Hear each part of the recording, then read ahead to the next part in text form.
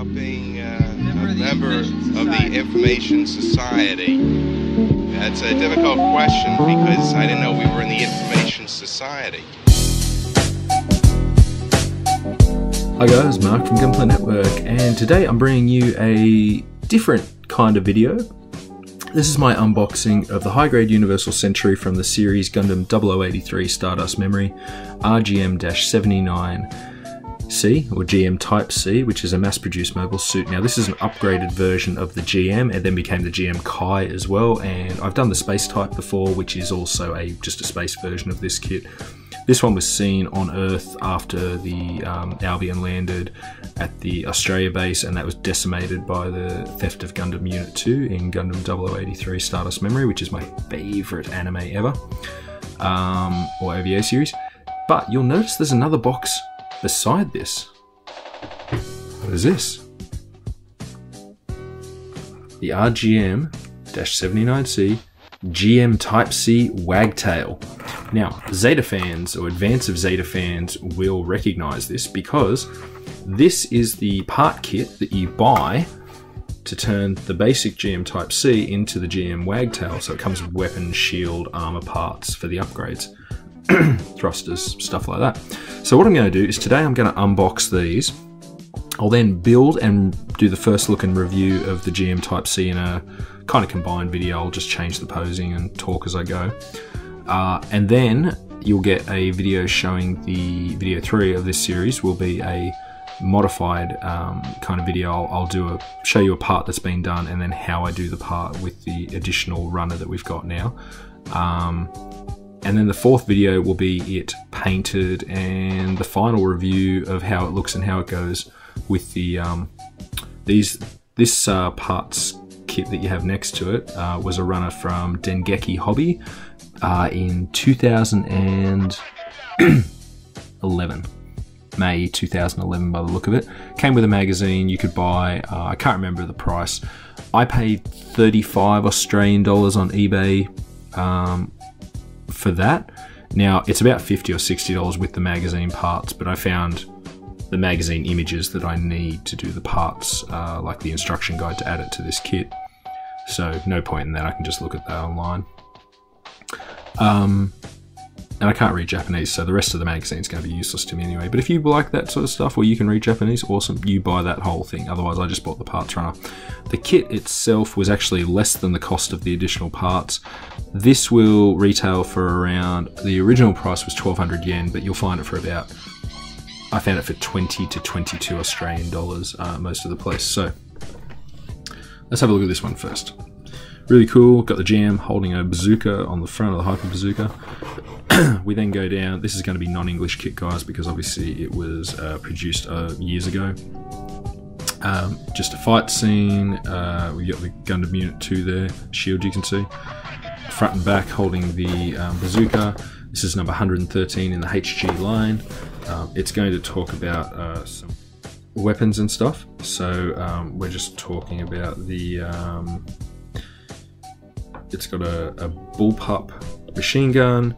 It's 90mm. It's then got a beam saber, one beam saber on the back. It's got a shield, and then it's got a 360mm clay bazooka, I believe they call this. And then just more artwork on the side.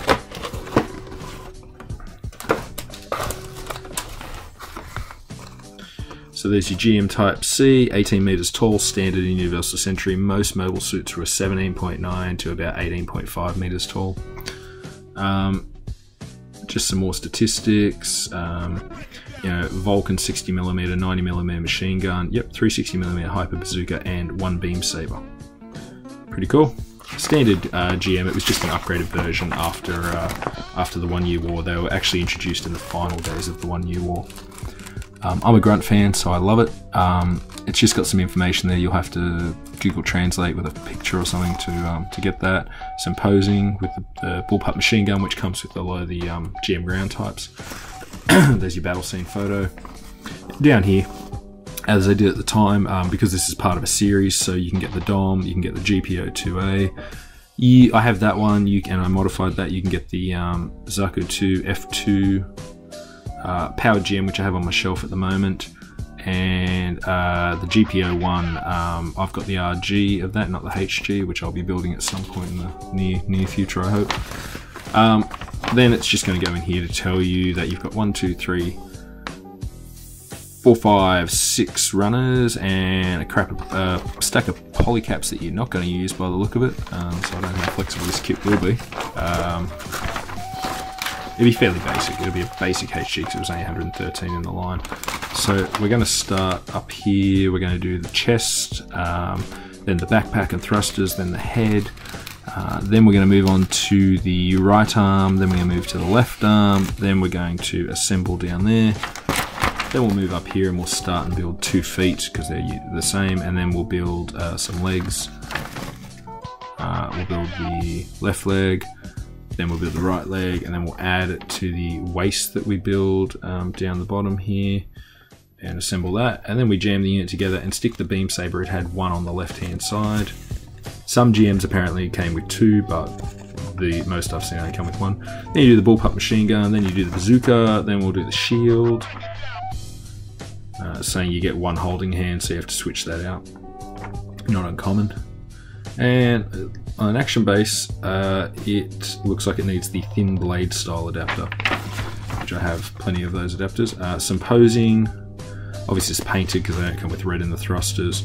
There's a paint mark on the kit because they do fight with paint guns when they're training. And there's your color guide, but we'll be ignoring that because my final version will not look anything like these standard kind of colors. I'm going to paint mine custom because I would be an ace pilot if I was, you know, I wouldn't be a Gundam pilot, I'd be an ace GM pilot or a custom GM, I think, if I was a pilot. There's some parts. We've got the, sorry guys, the white kind of balance goes out a bit there. We've got the A runner, blue feet, chest shield, the green eyepiece, chest, red crotch piece. There's a little, just a tiny sticker sheet in the back there, and you can see it actually comes with the paint splatter. That's pretty cool. But I have water slides, so I'll be using those because I've plenty of GM water slides. Weapons runner, thrusters. We then go to the next one, and we have the hands on their own. Oh, the manipulator covers are a dark grey too, so that's just shocking. Shocking, Bando. You could have done that over here on this runner and given it the dark blue or the white. More hands, joints, waist unit. Why so little polycaps? Because you jam a polycap in between like those 2 pieces for the knee, something like that. Plenty of spare polycaps, and if you are a kit basher or a modifier, then you love those. You throw them in a parts bin and you never know when they're going to come in handy. Now, this isn't a white, it's more of a bone cream kind of white colour. Hopefully you can see that. For the shield and the armour there. And that's it. So, very basic kit, which is alright though, because it means usually they're pretty quick assembly under 2 hours. Alright, let's go and have a look at this. So here you get some greeny kind of outlines of the GM Kai and what it's going to look like. Now you can go and look that up. Advance of Zeta GM Wagtail. It's a pretty cool looking kit. It's just it's a much beefier version looking of a GM like the powered GM is. And I'm going to give it a custom color scheme. I think I've got I just picked up a new color, Mr. Color, which is the Mobile Suit Grey. It's a dark kind of grey. I'm going to use that as the primary color. And then add some other color, maybe a red or something to it. You get, you'll get a new beam rifle instead of the bullpup machine gun stuff, and a half shield. And then on the front, Gunpla 30th anniversary, conversion parts, which is plastic, this is not resin. And I had a look at this earlier, guys, I sneaked a peek. The reason you'd have to paint is because this is actually white, not, yeah, you did seam lines as well, but this is not bone white, this is white. So you'd have a very interesting looking kit if you left the cream, the white, and the blue, and the yellow, all very interesting looking. So this runner was produced 2011, it's marked up, and it's actually made by Bandai. So not third party or anything as I suspected it might have been because it was part of Dengeki Hobby. It was actually made by Bandai for them. So we got some legs, we've got some shoulders, shoulders there, sorry, and the beam saber here is actually molded into the shoulders, so you'll need that other beam saber handle from the original kit if you want to actually have it holding a beam saber.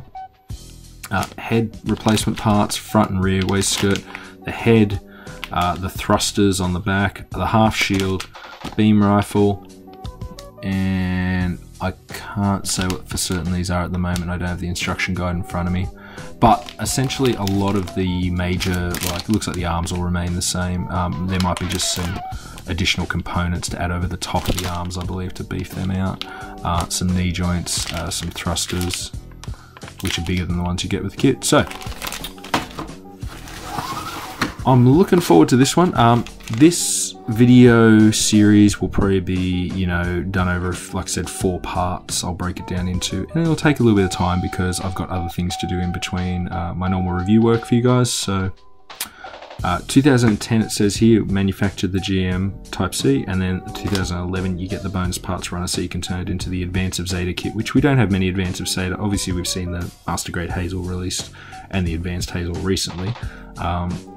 But we just don't know, you know, how long and far between you're going to get an Advance of Zeta kit. So if you would like the GM Type C Wagtail, buy the Jet Type C and find the conversion parts kit. Otherwise, I'll show you what it looks like when we're all finished.